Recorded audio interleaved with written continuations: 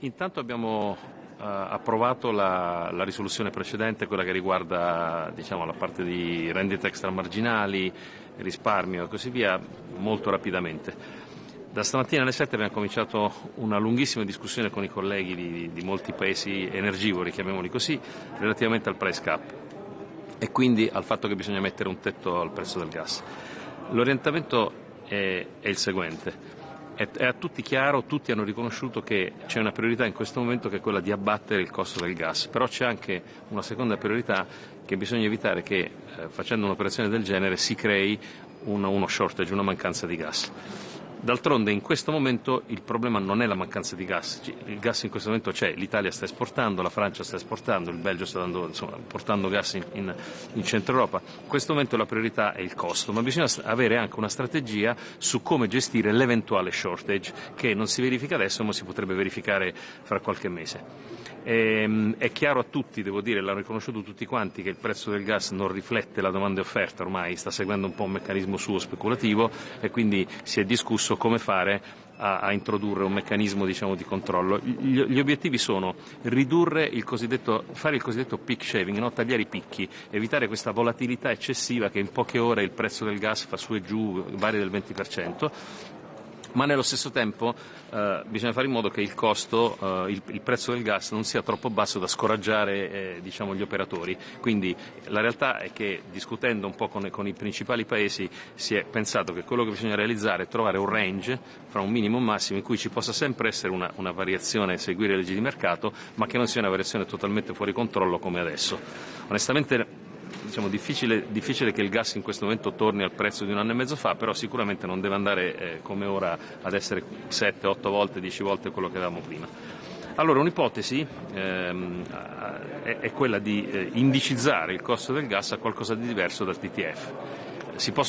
Abbiamo discusso diversi metodi, ora senza che entro nei dettagli perché poi qualcuno sarà migliore di altri, ma certamente fare una media su grandi indicatori come possono essere l'Henry Hub, il Brent, altri indicatori mondiali. Ora discuteremo di questo. La cosa molto importante è che la Commissione a questo punto ha riconosciuto questa spinta da parte degli Stati membri, ancora più dei 15 iniziali. Il Presidente ha appena concluso dicendo appunto che ci sarà presto una proposta. Noi conteremmo in questa settimana di fornire alla Commissione li chiamiamo dei bullet, no? dei pilastri che dovrebbero consentire alla Commissione di costruire una proposta legislativa accurata. Questi pilastri li discutiamo da lunedì con gli Stati membri, soprattutto quelli più energivori, come potete capire, perché ce n'è un pacchetto di 7-8 che consumano quasi tutto.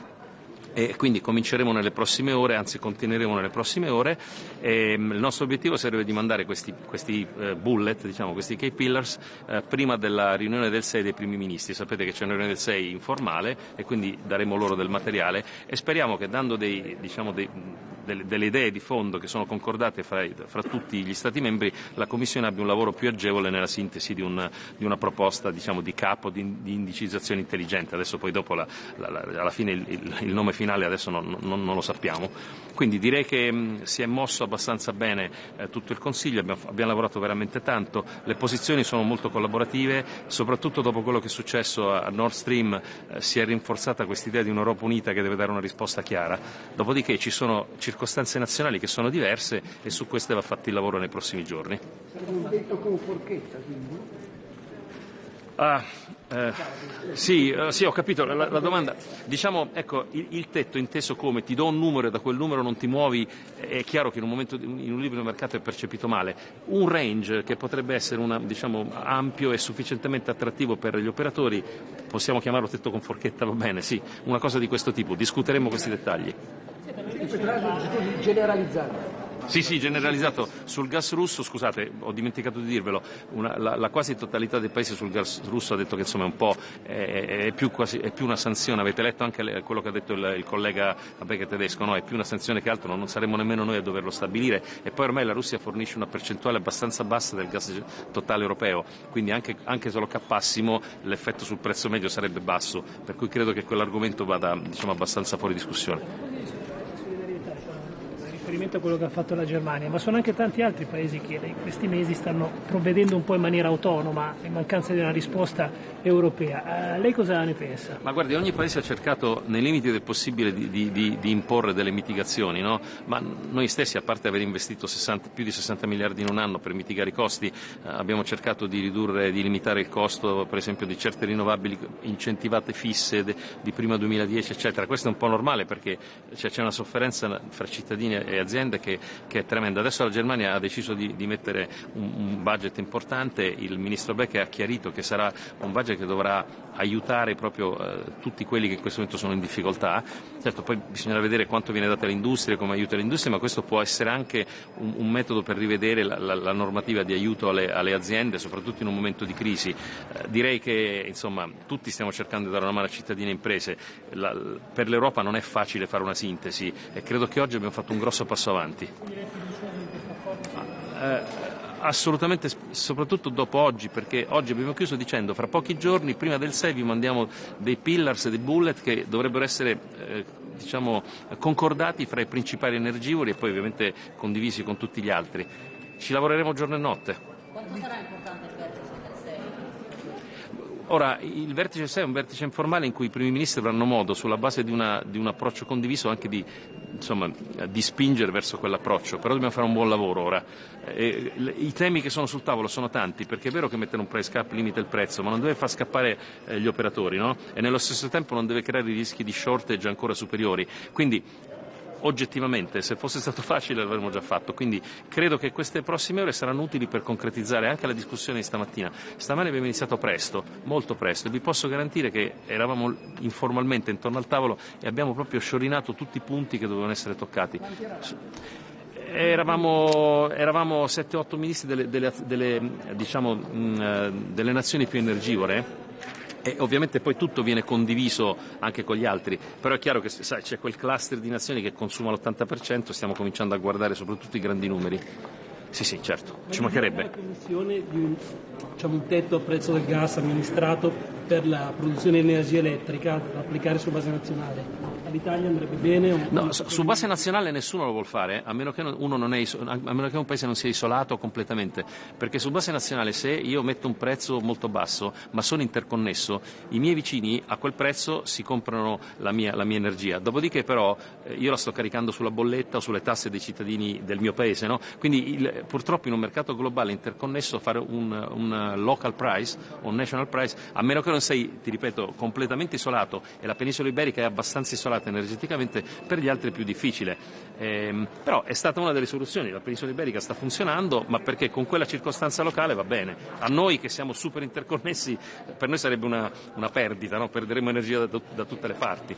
Le tensioni con la Germania? No, assolutamente, vi posso garantire che abbiamo lavorato con la Germania veramente al meglio di quello che potevamo. Aiuta una soluzione oppure può rappresentare un ostacolo? Allora, ovviamente noi non conosciamo i dettagli di fondo, però oggi il ministro Becchi è stato molto chiaro, ha detto noi stiamo sostanzialmente creando, abbiamo un portafoglio per sussidiare cittadini e imprese in difficoltà, anche l'Italia ci ha messo 60 miliardi per sussidiare le fasce più deboli, dopodiché noi l'abbiamo fatto nel tempo, come sapete, scaglionato, adesso loro hanno annunciato questa cosa, però i dettagli li vedremo, insomma, noi non li conosciamo, però lui oggi ha chiarito qual è lo scopo di questo fondo. Casomai chiedetelo a lui, perché ora non posso parlare per lui, ma insomma. Noi quelle cose le abbiamo già fatte, cioè l'Italia è già su quel track, a noi andava benissimo perché più o meno su quella linea ci siamo già mossi, no? Quindi per noi non c'è stata alcuna difficoltà, per qualche altro paese ci può essere qualche specifica misura che è meno digeribile, però noi andava tutto bene, siamo già in quella direzione. Come si può convincere la Germania su questo? Io credo che la discussione di oggi ha identificato alcune soluzioni tecniche che poi casomai non le chiameremo price cap alla fine, ma insomma che vanno giusto nella direzione giusta.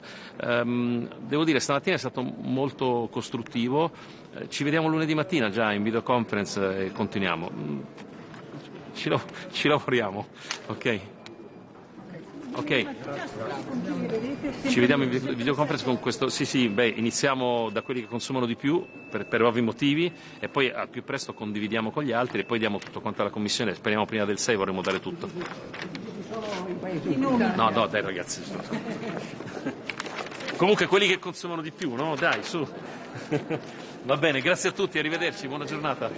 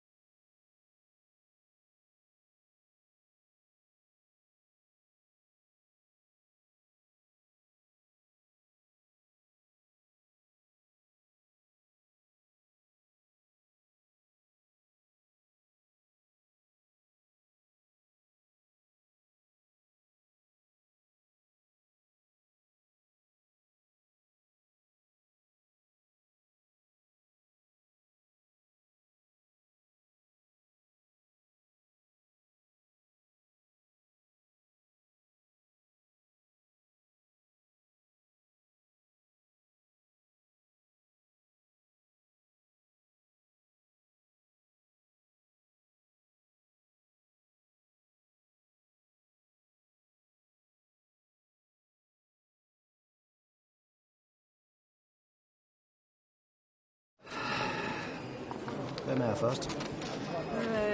Du vil ikke sige noget fælles først? Eller, Nej, bare kom. Dan Jørgensen, prøv at forklare, hvad er det præcis, I er blevet enige om i dag at implementere? Jamen, det er en rigtig god dag, fordi vi er blevet enige om, at vi nu fælles europæisk faktisk skal gøre noget for at få de her meget høje priser på el ned. Og det handler altså om, at den overnormale profit, som der er mange elselskaber, der har tjent i den her tid, at den vil vi nu tage fra dem, og så at sige bruge i stedet for til at afhjælpe de høje priser for forbrugerne. Det er jo i virkeligheden det er jo en midlertidig løsning, og det virker lidt som en lappeløsning. Altså det ændrer jo ikke grundlæggende på, at gaspriserne er tårnhøje. Hvorfor har I ikke kunnet enes om at sænke de gaspriser? Det, der har været på dagsordenen her i dag, har jo været elpriserne. De er selvfølgelig koblet til gaspriserne, men den del, der handler om, at vi skal spare på gassen, den del, der handler om, at vi skal være fri for fossile brændstoffer, er jo noget, vi håndterer i andre spor.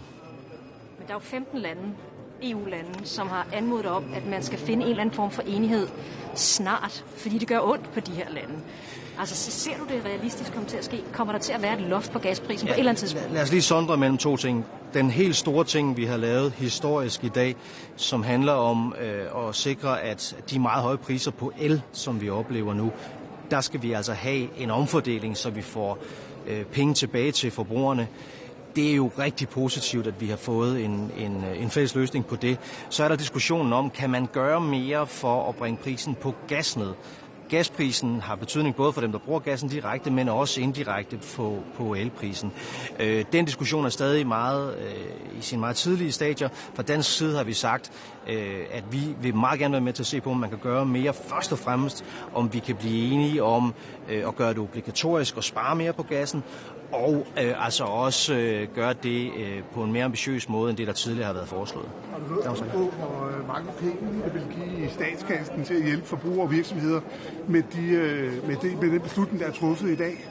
Det er enormt positivt, at vi har truffet den beslutning, som vi har truffet i dag, fordi det betyder, at den overnormale profit, som rigtig mange energiselskaber har haft, jamen den vil nu blive omfordelt. Nu bliver nogle af de penge taget tilbage og kan altså gives til forbrugerne. Præcis hvor meget det kommer til at betyde, at de enkelte lande herunder, altså også Danmark, det er for tidligt at sige nu, der kommer til at ske et grundigt implementeringsarbejde selvfølgelig i månederne, der kommer. Taler vi millioner, taler vi milliarder, hvad er din forventning? Jeg kan ikke sætte tal på det i dag. Det er meget komplekst det her. For eksempel er der på elmarkedet rigtig mange mellemhandlere. Det er heldigvis lykkedes for Danmark at få skrevet ind i aftalen her, at man også kan adressere problemet ved at tage fat om de her mellemhandlere. Det var en meget vigtig prioritet for Danmark, som vi heldigvis kom igennem med. Hvordan skal det gå? Jamen det kommer til at foregå på den måde, at ganske ofte så vil nogle af de producenter af energi, som er ude på markedet, de vil have lavet en aftale med en mellemhandler, således at de faktisk får den faste pris, uanset at priserne på energi er steget ganske betragteligt. Så er der altså mellemhandleren, som får profitten, så at sige. Og det er jo klart, når vi gerne vil have noget af den her normale profit tilbage til forbrugerne, så er det jo mellemhandlerne, vi skal tage fat på. Der er lavet et til Folketinget, som vurderer 34% af danske elproducenter, som skal komme til at betale til det. Er det dine vurderinger efter med det, der er inde på, at det bliver cirka hver tredje? Det er alt for tidligt at sige præcis, hvor mange det her det vil komme til at rent faktisk omhandle. Og det er også for tidligt at sige præcis, hvor store beløbene bliver. Men det er klart, det er en rigtig, rigtig god nyhed, at vi er kommet igennem med de prioriteter, vi har haft fra dansk side.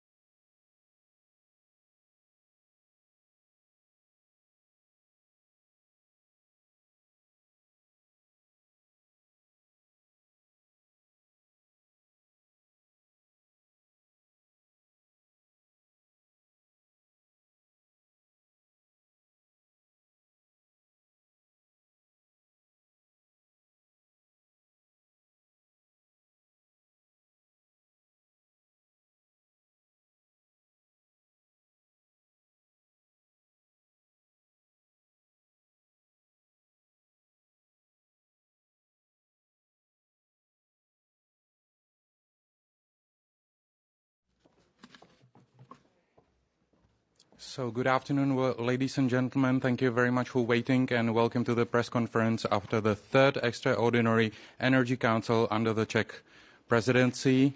We had a lot of very interesting and important topics for all the EU on the agenda today, and I'm very happy that with me on the stage is the chair of today's meeting, Minister of Industry and Trade, Mr. Josef Síkela, and also Commissioner for Energy, Ms. Kadri Simson.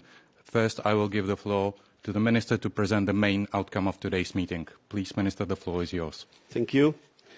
Good afternoon, ladies and gentlemen. Today, the EU managed to deliver. Just 3 weeks ago, energy ministers agreed on the set of measures which need to be adopted in order to curb the energy prices and to help our households, small and medium enterprises, as well as industry. Today, we have completed yet another part of this puzzle, but definitely not the last one. As in July, when the Commission introduced the gas demand reduction proposal, the Presidency, in close cooperation with Member States, was working tirelessly to find a solid compromise as soon as possible. Normally, such a proposal would take months to agree, but we do not have the luxury.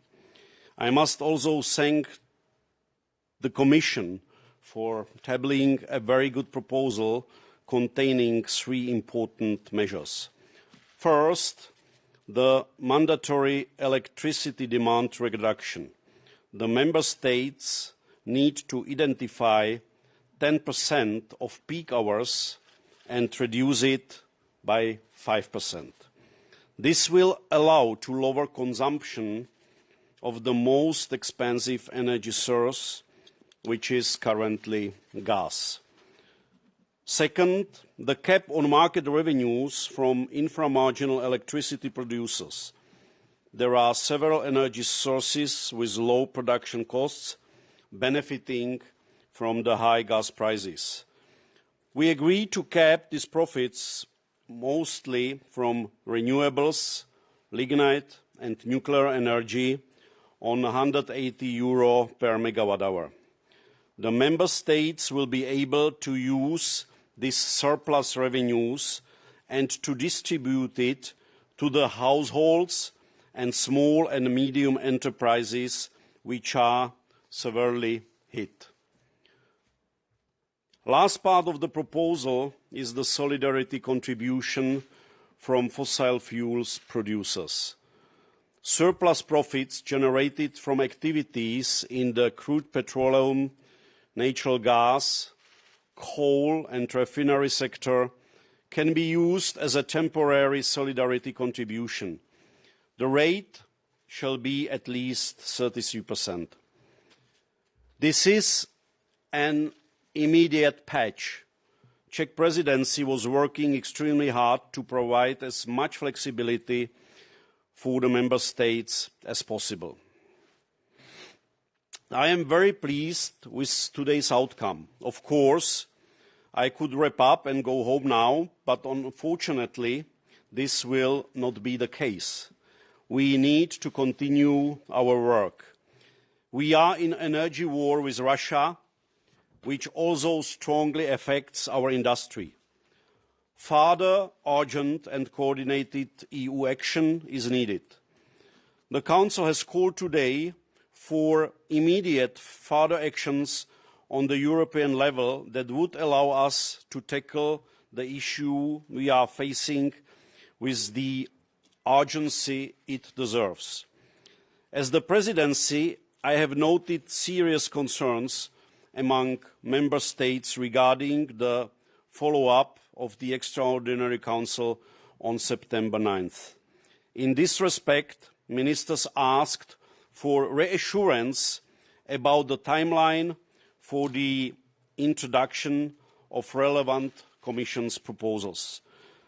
The key issues Member States mentioned today were mainly stabilising the electricity market through various measures, in particular, limit the prices of gas and its impact on electricity prices in the EU. These measures could include, for example, introducing price cap on imported gas or a new European index parallel to the TTF, better reflecting world market. We also need to speed up with the common gas purchases through the energy platform. This mechanism needs to be functional and not reliant on step-by-step political decisions. Several member states have also asked for prolongation of the temporary crisis framework. I understand the Commission intends to put it on the table by mid-October. Kadri, this measure is crucial to help our industry. Our common action must decrease the prices of gas flowing to Europe and increase the negotiating power of the EU on the global gas market to attract supplies at affordable prices. We have to act now. The expectations of the EU citizens are extremely high, and we cannot afford letting them down. The Czech presidency is prepared to take up any proposal from the Commission and deal with it in a super speed manner. I can assure you that I will convene as many extraordinary councils as needed to discuss and reach political agreement. Today, Denmark, Sweden and Germany also informed the energy ministers about the recent massive gas leaks from the Nord Stream 1 and 2 pipelines. The energy ministers are particularly gravely concerned that all available information indicates that those leaks are the result of a deliberate act. We fully support prompt and thorough investigation by the authorities of the causes of the damage and stand ready to offer any necessary assistance. Currently, there is no immediate impact on this incident on the EU's security and energy supply. Of course, there are big concerns about the possible impact on maritime life in the Baltic Sea and the climate due to the significant volumes of greenhouse gas being released into the air. There is a strong joint commitment to intensify our efforts to strengthen the protection and the resilience of our critical energy infrastructures, including the oil and gas pipelines and LNG terminals. But we are EU and we are united. Any deliberate disruption of European energy infrastructure is unacceptable and will be met with a robust and united response. Thank you very much, Minister. Now I would like to give the floor to Commissioner Simson, please. Thank you. Thank you, Joseph. Good afternoon, everyone. Today you took another step forward to address this current energy crisis, and under the leadership of the Czech presidency, the Council agreed emergency interventions in electricity markets. I would say that this was done in record time, but these kinds of delivery speeds are becoming the new normal.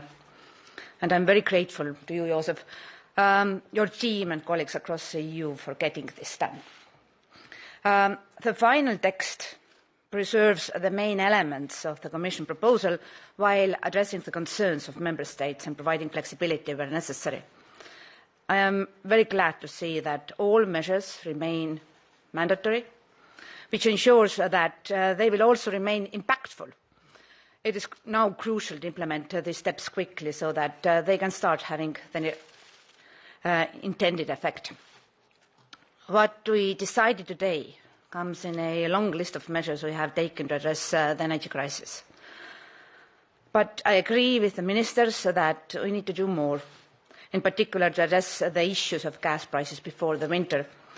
In the current situation, an EU-level market intervention is necessary to bring down the cost of the gas purchased by EU customers and reduce the power generation cost from gas.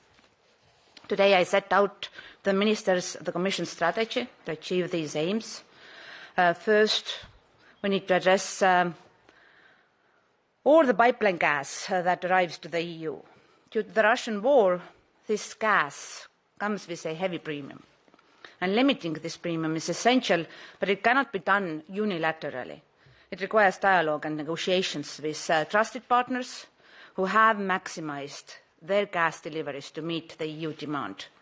But the aim is the same, to achieve prices at a more sustainable level. Russia is a special case, and personally, I believe we could impose a price cap on all Russian imported gas, including LNG. However, some member states see this as a sanction, and we don't yet have a consensus on this step, how to limit Russia's ability to finance the war on Ukraine. Pipeline gas for Europe covers 2/3 of our gas consumption. But this winter, we will also need every molecule of LNG that we can secure. And we should therefore also look at the global LNG markets. Prices in the EU are today significantly higher than in Asia or elsewhere. And this is partially explained by the nature of the main reference benchmark, the TTF, that can add up to 30% to the gas price. And this is, in my view, a key area to address.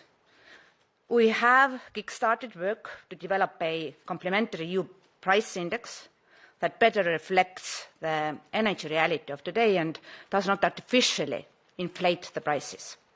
In addition, we need to address what happens on our domestic market.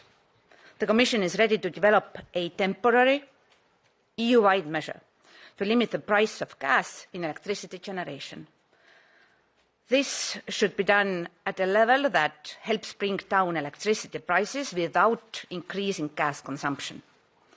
These are far-reaching measures that intervene substantially in the functioning of the European gas market, and we are not proposing this lightly. And I was glad to see that there was interest in all these elements. Other options were also put forward. A number of ministers supported today a wholesale gas price cap covering all transactions, both imports and the domestic market.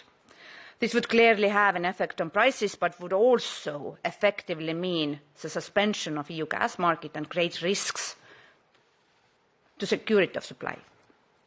To take such a drastic step in a responsible way, a number of preconditions would be non-negotiable. First among them, an unambiguous mandatory commitment by the member states to save gas demand beyond our current 15% reduction plan. We had a frank discussion on these aspects and on the best way forward.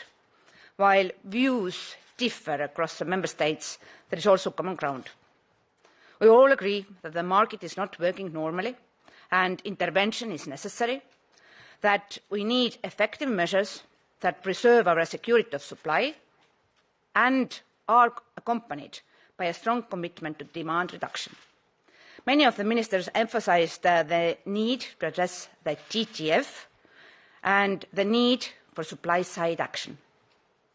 Based on today's input, the Commission will work with the member states and develop these ideas further before the European Council next week. This work would ultimately form the basis of a legislative proposal that we would put forward swiftly. Finally, I have shared with the Council our assessment of the sabotage of Nord Stream 1 and 2 pipelines that has resulted in millions of cubic meters of gas leaking into the Baltic Sea, and of the policy measures that we need to take to protect in the future European critical infrastructure. I will work with my colleague, Commissioner Ylva Johansson, to propose to the Member States a stress test of the physical protection of critical energy infrastructures. Given the possible serious impact of an incident on the internal market and across borders, an EU-wide approach is needed, and we will work with Member States to define the best scope and timing to reinforce the resilience of the EU energy system to threats. Thank you. Thank you very much, Commissioner. Now I will give the floor to the journalists. So first one on my list is Mark Peppercorn.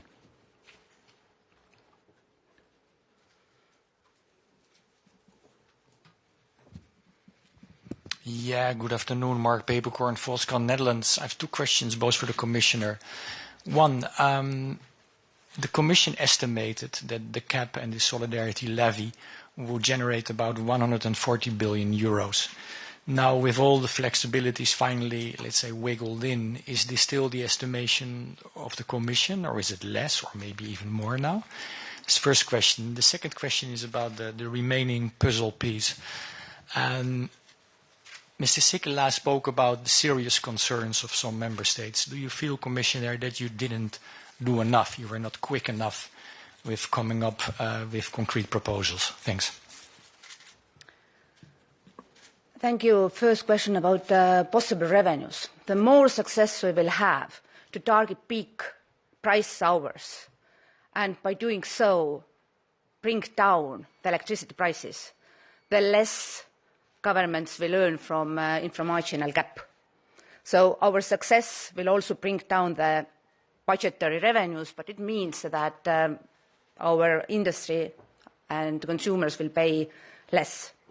And this was one of the ways how to collect and generate additional funds that governments then can use to support directly their retail consumers. Another question that across the table ministers were concerned. So am I. Well, this will not be easy winter for us, and next winter will be even more difficult. So we have to keep in mind when we propose next steps that they have to address several concerns. One of them is indeed the high prices. Another one is our supply side. And from our side, as a next step, we will provide input for the upcoming leaders' discussion. What form exactly this input will take is yet to be decided. Thank you very much. Next question, fifth row.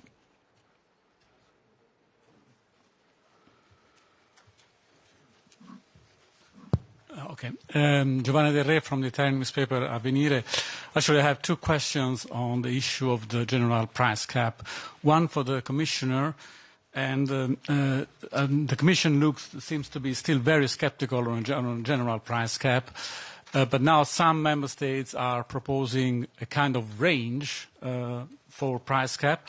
My question is whether you see this as more viable than the fixed price cap. And for the Minister, it looks like there is increasing support from many member states, 15 or even more, for this idea of a general price cap. Do you see a dynamic? Do you see a momentum come in this direction? Can you just elaborate more on this? Thank you very much. Do you want to start? I can. There is definitely 15 countries which believes, that the price cap is the proper way to go. However, we see really technical differences even within the approaches of the single countries, and of course we ask the Commission to put together, I can call it an expert group, in order to evaluate the positive and negative impacts of all options we have. We can go through a price cap on different level. We can work with the dynamic caps. We can simply go the way of the decoupling and split the inframarginal market from the gas electricity production. There is also the idea to strengthen the platform, the joint purchase platform, in the way that we should negotiate on the G2G level simply with the main suppliers of the LNG, the caps, and not only LNG but the gas in general, the caps directly within the agreements. So there are different ways to go, And I think there is one common target, and the common target is, there are two main common targets. The one is to decrease the price of gas without motivating to higher consumption, because there is still a threat that there won't be enough gas this or next winter. And the second main target or common target is simply not to allow the high gas prices to impact and to push up the electricity prices. I think it's fair to say that we had today from member states 27 very thoroughly thought proposals, and there were some arguments where you saw broader consensus. One of those was that we have to use our negotiation power, and in this regard our trustworthy trading partners with whom we can negotiate, we will proceed with that and try to negotiate price corridor, not fixed cap, that allows us to bring down the costs for our consumers. On LNG side, as I was previously referring, we will need to be competitive at the global level, but alternative benchmark to TTF that right now is commonly used for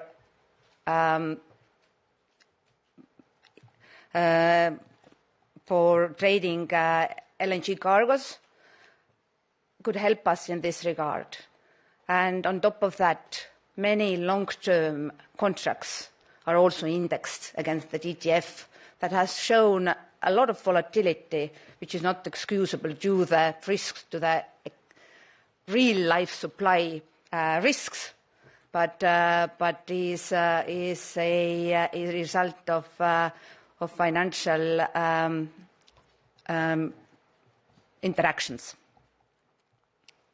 Thank you. Thank you. Next one on my list is Euronews. Yes, hi. I would like to insist on this letter signed by 15 member states that they were actually asking for a price cap on gas on the wholesale markets. Is this demand still in place, and do you think you are going to include this in your action plan that is going to be presented next week? Thank you. A wholesale gas price cap is a legitimate option, but it requires a radical intervention in the market, which means several non-negotiable conditions have to be met before this cap will work.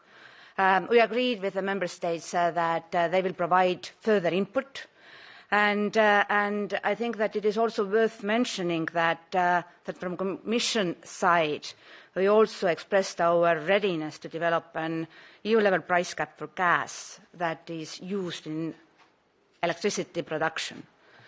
And this would also have a direct impact on the soaring electricity prices. Thank you very much. Next question, Silvia Ayuso del País.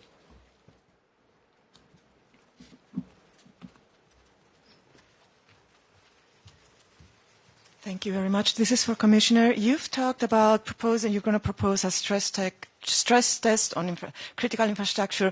Could you give us some more details? How far are the plans already developed? What kind? When would that happen? How? Which critical infrastructures? Would it be in the beginning only the ones on energy supplies, or more broad other infrastructures? Thank you.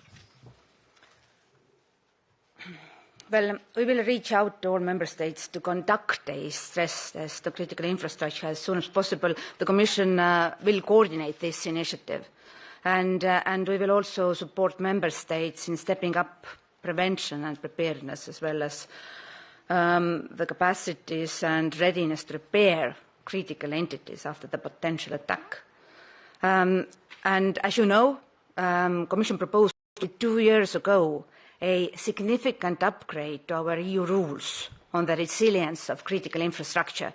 And this has been agreed by the European Parliament and the Council this spring, meaning that we will soon have better and more ambitious legislation in place in the whole EU. Thank you. Next question over here, and after that, gentleman in the first row. Good afternoon, Alan Lex.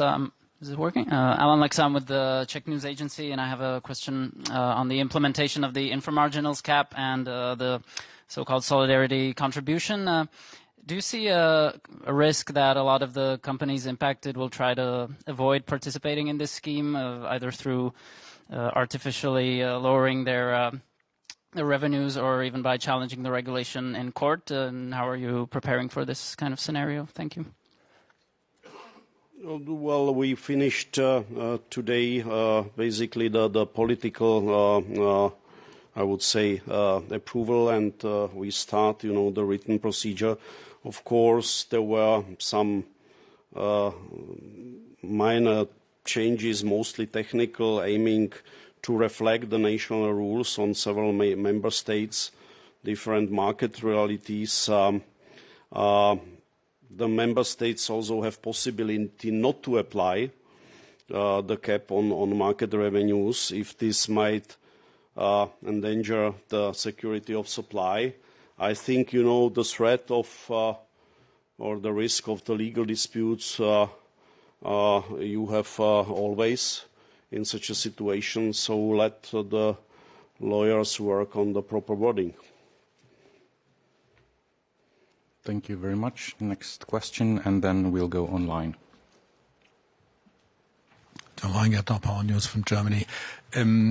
This cap of 180 euro, member states, if I understood this right, could also apply a higher cap. Could they also apply a lower cap?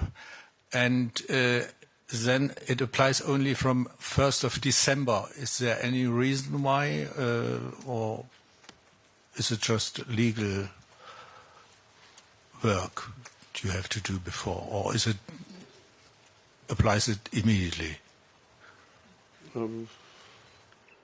I think this is basically the needed technical frame, and you are right. The cap can be higher and can be also lower. That there is a lot of left for discretion on the country level. Do you think it's still mandatory? Well, we understand that there are some member states who do have concerns over the implementation, but the level of complexity will vary, depending on the organization of the national markets, and it will be easier for some member states than others.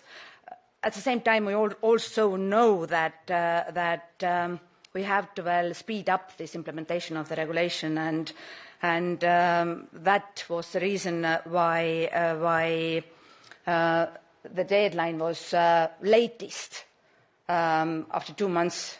But based on the knowledge that some member states have at national level already introduced these kind of measures, well, overall, we do expect that member states can implement it faster. Yeah. Thank you very much. Next question online, Oliver Grimm, Die Presse, and then Victor Jack, Politico. Hi, Oliver Grimm with the Austrian newspaper Die Presse.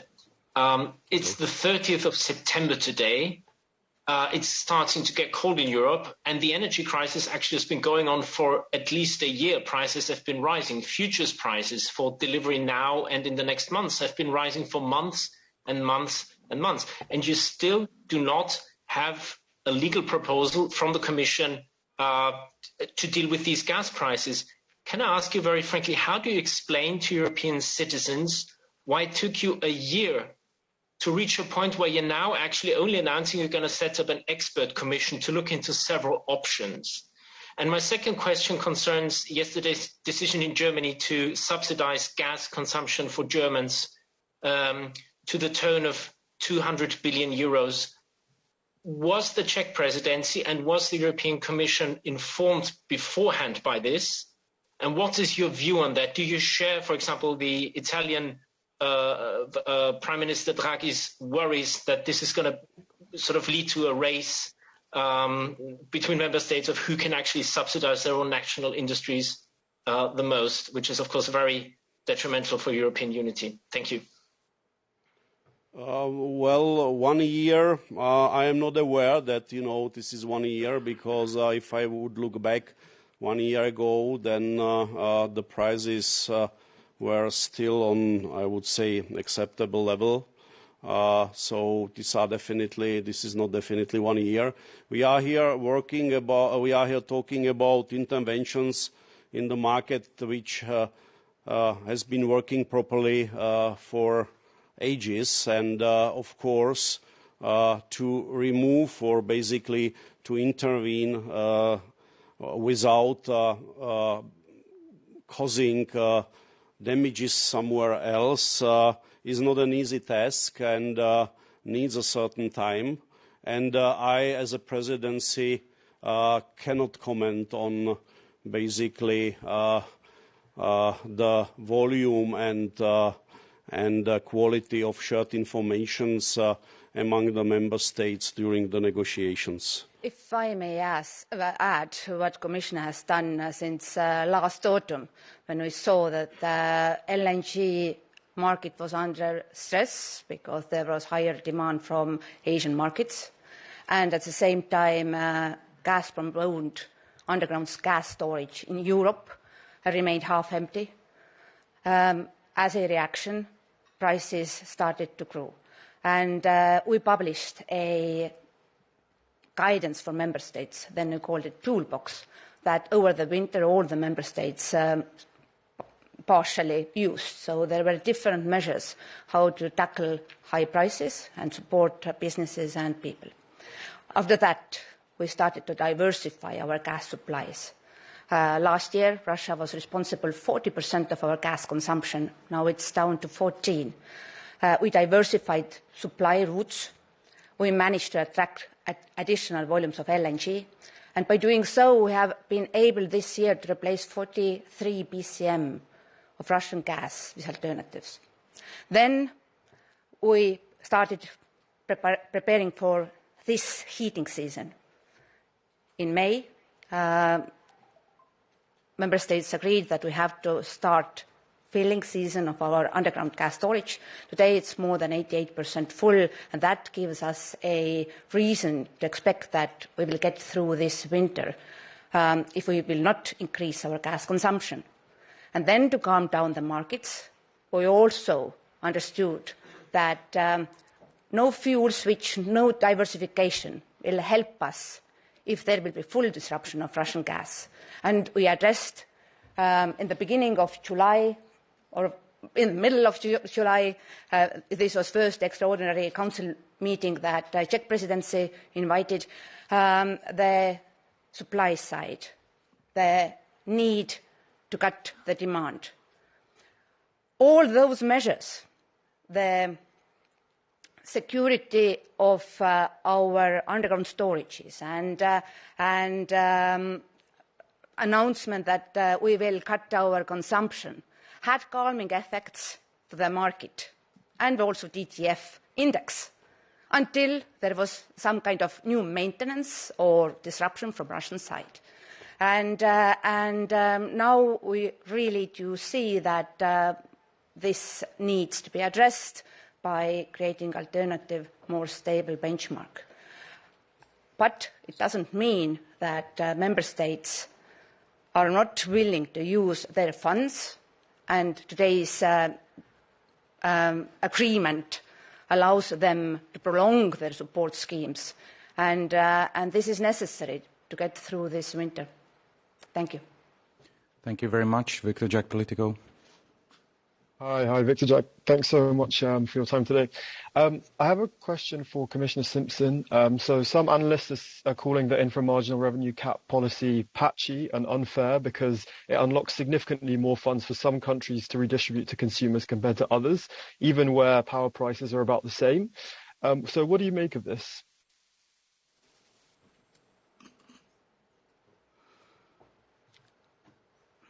indeed, energy mix in different member states is very diverse.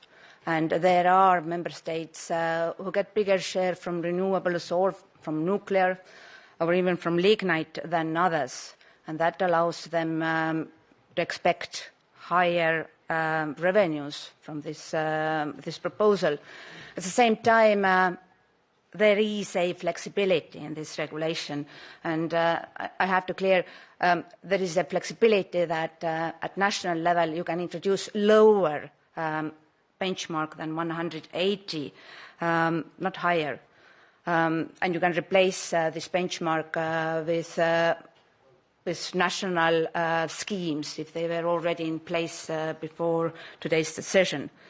And in case if member states are too dependent on imported electricity, there is also exemption for them that requires solidarity agreement with their main trading partner.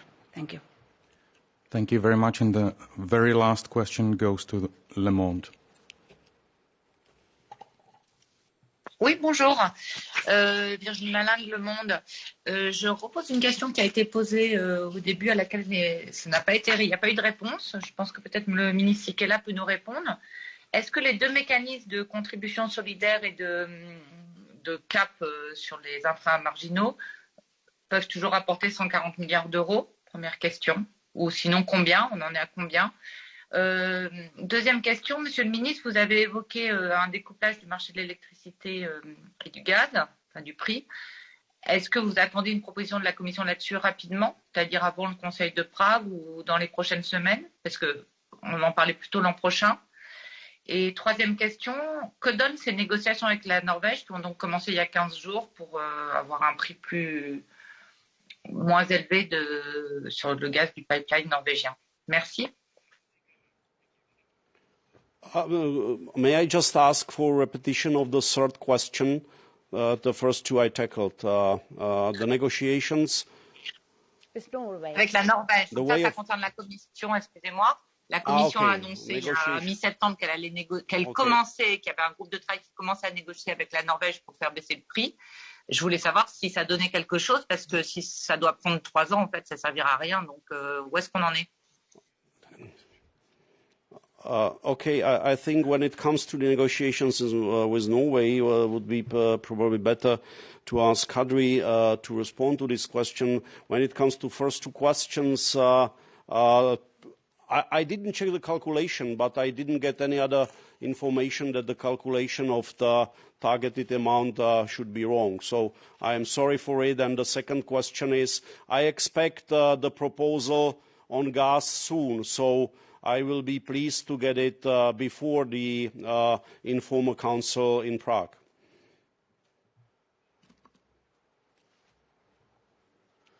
And on ongoing discussions with our trusted partners, there is established energy dialogue with Norway. And on top of that, there are task force who is negotiating what can we do to replace the current volumes that are traded on spot prices with